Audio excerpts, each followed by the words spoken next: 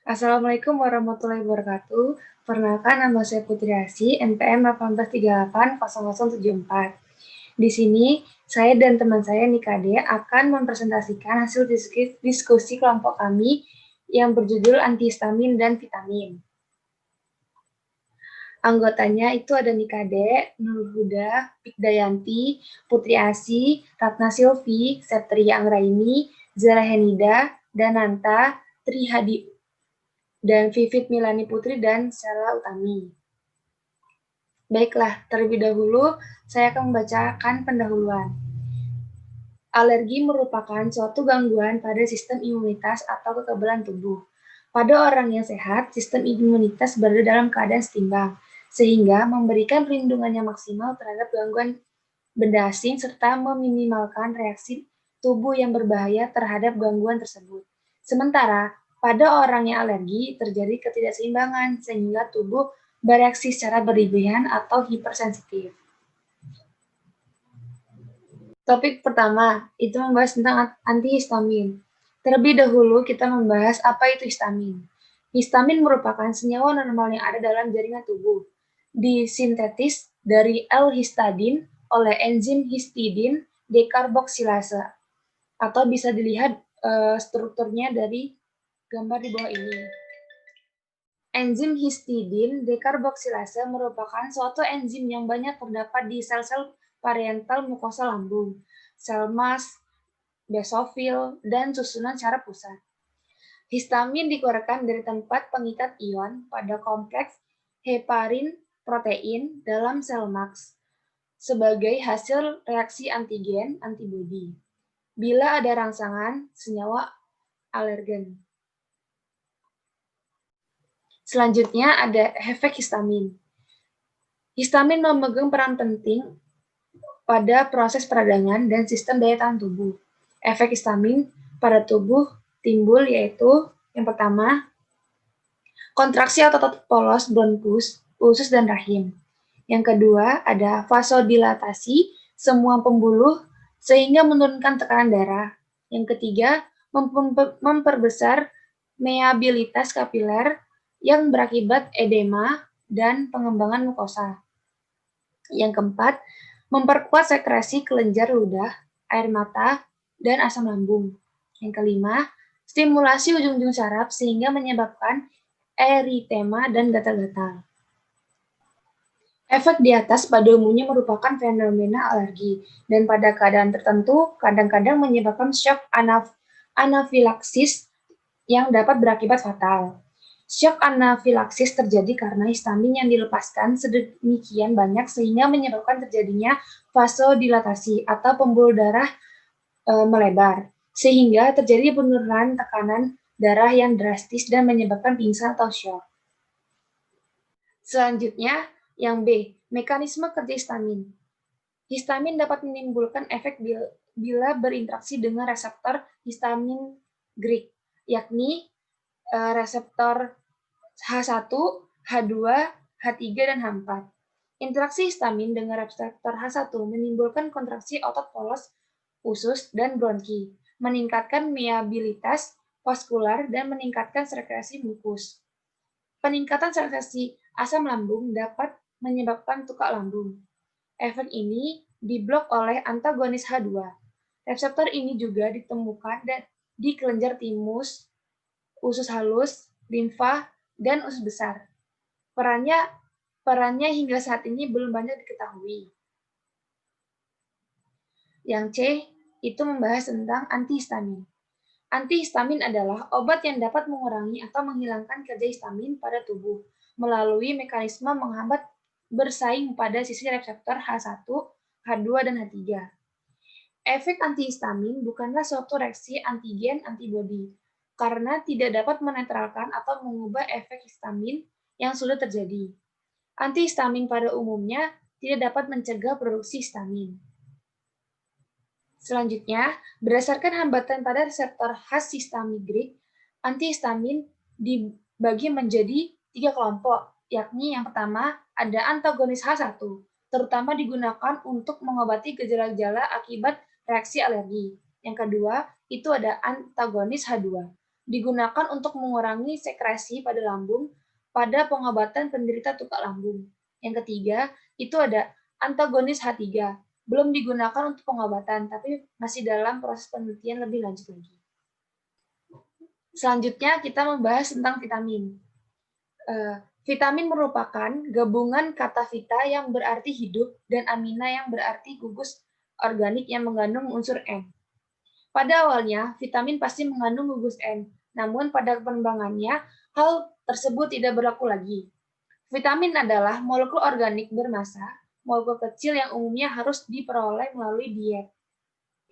Terkecuali adalah vitamin D yang dapat diproduksi oleh tubuh dalam jumlah cukup dengan bantuan sinar matahari, dan vitamin B12 yang merupakan produk dari fungsi dan actinomycetes atau mikroorganisme tanah. Selanjutnya, itu membahas tentang fungsi vitamin. Vitamin memiliki banyak fungsi, diantaranya yang pertama ada kelompok vitamin B. Bekerja sebagai koenzim pada proses metabolisme dan membentuk energi. Vitamin B berperan penting dalam pembentukan sel darah merah. Yang kedua, ada vitamin A yang bekerja sebagai bahan dasar untuk pembentukan rodopsin yang esensial bagi proses melihat pada keadaan kurang cahaya. Yang ketiga, ada vitamin C, bekerja dalam sistem reduksi oksidasi atau redox yang memegang peran penting pada bagian reaksi redox di dalam tubuh. Yang keempat, ada vitamin D, dalam bentuk aktif penting bagi regulasi CA dan P dalam jaringan tubuh. Selanjutnya, kita membahas tentang pengelompokan vitamin. Salah satu cara pengelompokan vitamin adalah berdasarkan kelarutannya. Kelarutan vitamin ini penting, bukan hanya dalam kaitan dengan pengelompokannya saja, tetapi juga mempengaruhi aksi, penyimpanan dalam tubuh, dan toksisitasnya. Vitamin dikelompokkan menjadi dua kelas. Yang pertama, yaitu vitamin larut dalam air, dan vitamin yang larut dalam minyak. Sekian penjelasan dari saya. Selanjutnya akan dijelaskan lebih lanjut oleh teman saya yang bernama Nikade. Kepada Nikade, dipersilakan. Terima kasih. Baik, saya akan melanjutkan materi yang telah disampaikan oleh Putri Asih, yaitu mengenai pengelompokan vitamin. Seperti yang telah disampaikan oleh Putri Asih sebelumnya, bahwa pengelompokan vitamin itu dibagi menjadi dua, yaitu vitamin larut dalam air dan vitamin larut dalam minyak. Nah, yang pertama ini saya akan membahas mengenai vitamin larut dalam air. Vitamin kelas ini dalam sistem biologis ditemukan pada lingkungan berair atau aqueous dalam sel. Umumnya, vitamin-vitamin ini, kecuali vitamin B12, tidak disimpan dalam tubuh. Vitamin ini yang masuk dalam tubuh menuju dan menempati cairan intra dan ekstraselular dan kemudian keluar dari tubuh dengan mudah melalui urin. Kemudian vitamin-vitamin ini umumnya berperan sebagai koenzim atau perkusor, koenzim dan metabolisme karbohidrat, lemak, asam atau protein, dan asam nukleat. Prekursor adalah senyawa yang terlibat dalam suatu reaksi kimia yang menghasilkan senyawa lain. Yang pertama, kita bahas mengenai vitamin B1. Vitamin B1 atau tiamin terutama terkandung dalam kulit luar gandum atau beras. Struktur kimia tiamin terdiri dari dua cincin, yaitu cincin tiazol dan cincin pirimidin, yang dihubungkan oleh jembatan metil. Kemudian, vitamin yang keempat yaitu vitamin B5. Vitamin B5 atau asam pantotenat dapat diperoleh dari daging, susu, hati, sayuran hijau, dan kacang hijau. Bentuk aktif dari asam pantotenat adalah isomer D dan terlibat dalam berbagai reaksi enzimatik dan metabolis.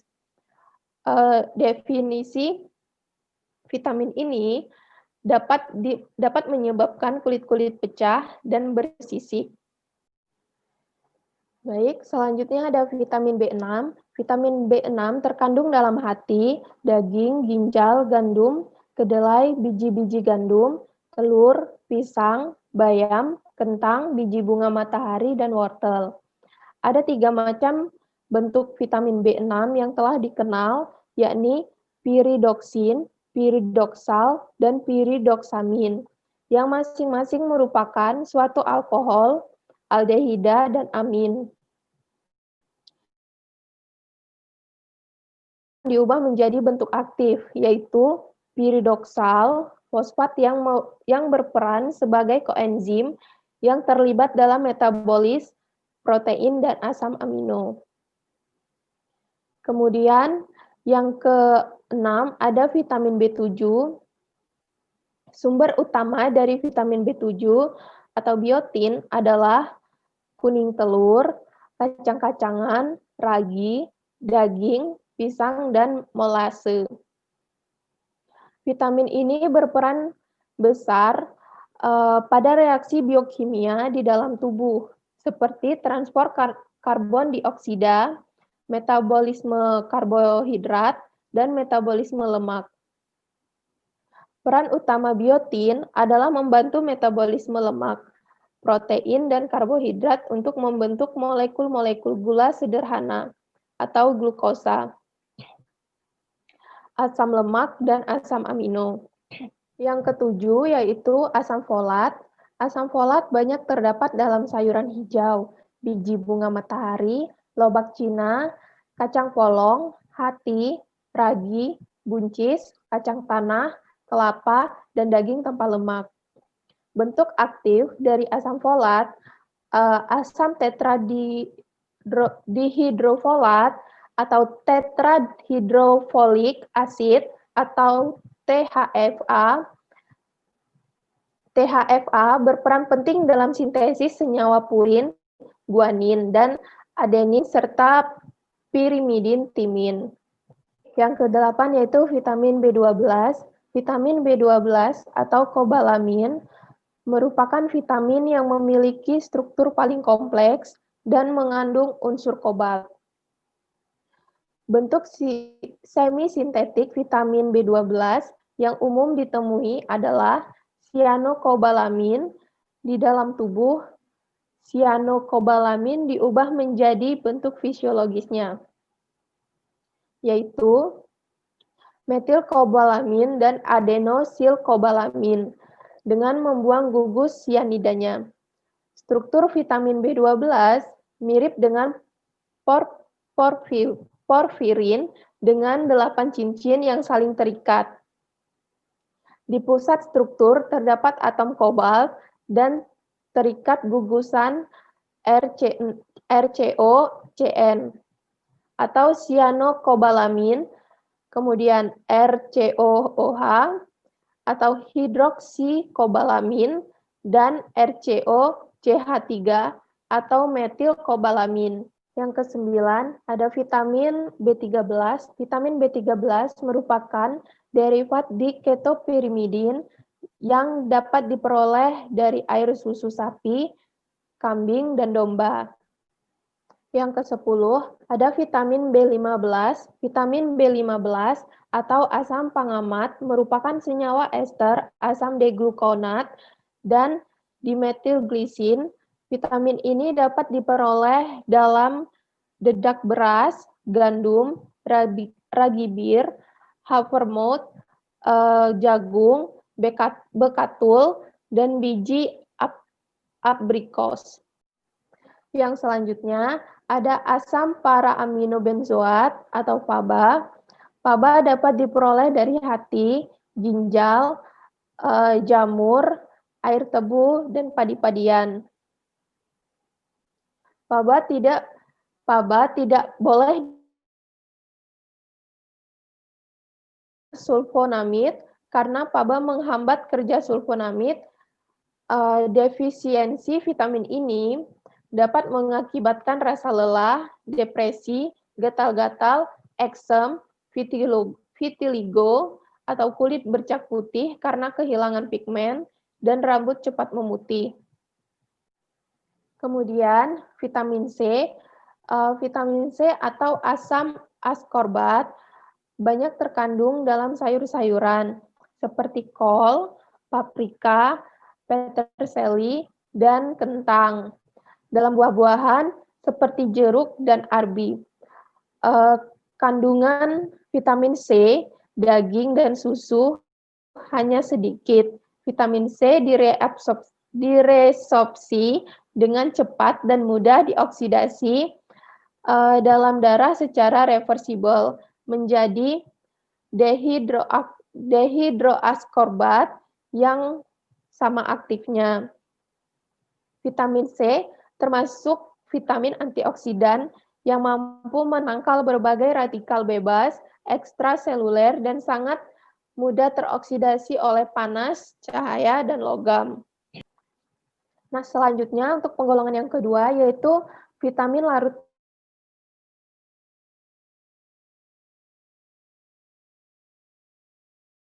Retinol adalah susu, kuning telur, hati, dan minyak ikan yang diperoleh dalam bentuk esternya.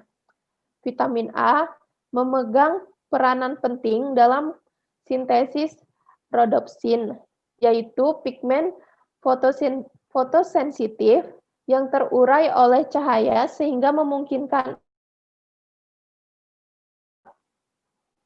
vitamin A memiliki dua bentuk aktif yang dapat dicerna oleh tubuh, yaitu retinil, palmitat, dan beta-karoten. Beta-karoten memiliki aktivitas antioksidan yang mampu menangkal radikal bebas. Kemudian, yang kedua ada vitamin D. Kelompok vitamin D mencangkup ergokalsiferol atau vitamin D2, kolekalsiferol atau vitamin D3, dan sejumlah derivat lainnya yang memiliki struktur steroid. Vitamin D dapat diproduksi oleh tubuh bila tubuh terpancar sinar matahari. Senyawa prekursor 7-dehidrokolesterol yang diubah menjadi kolekalsiferol yang kemudian diubah menjadi kalsitriol yang merupakan bentuk aktif dari vitamin D. Baik, yang ketiga ada vitamin E. Vitamin E atau alfa-tokoferol banyak terkandung dalam minyak nabati seperti minyak jagung, kedelai, bunga matahari, dan minyak biji gandum, ragi, hati, kuning telur, dan sayur-sayuran. Vitamin E terdapat dalam bentuk alfa, beta, dan gamma. Bentuk alfa-tokoferol mempunyai efektivitas terbesar. Kemudian yang keempat ada vitamin K. Vitamin K terdiri atas vitamin K1 atau phylloquinone yang dibutuhkan dalam sistem pembekuan darah, vitamin K2 yang berperan penting dalam metabolisme tulang, dan vitamin K yang merupakan bentuk vitamin K sintetik yang larut dalam air. Lalu berdasarkan struktur kimianya, antagonis H1 dibagi dalam 6 kelompok, yaitu 1. Turunan ether aminoalkil dengan rumus AR, ARCH2, CH0, CH2, CH2, N, CH3, 2. Hubungan struktur dan aktivitasnya. Yang pertama, pemasukan gugus Cl, Br, dan OCH3 pada posisi pada cincin aromatik akan meningkatkan aktivitas dan menurunkan efek samping. Yang kedua, pemasukan gugus CH3 pada posisi P cincin aromatik juga dapat meningkatkan aktivitas, tetapi pemasukan pada posisi O akan menghilangkan efek antagonis H1 dan meningkatkan aktivitas antikolinergik. Kemudian yang ketiga, senyawa turunan ether aminoalkil mempunyai aktivitas antikolinergik yang cukup bermakna karena mempunyai struktur mirip dengan ether aminoalkohol, suatu senyawa pemblok kolinergi. Baik, sekian presentasi dari kelompok kami. Kurang lebih kami mohon maaf. Wabillahi taufiq wa hidayah. Wassalamualaikum warahmatullahi wabarakatuh.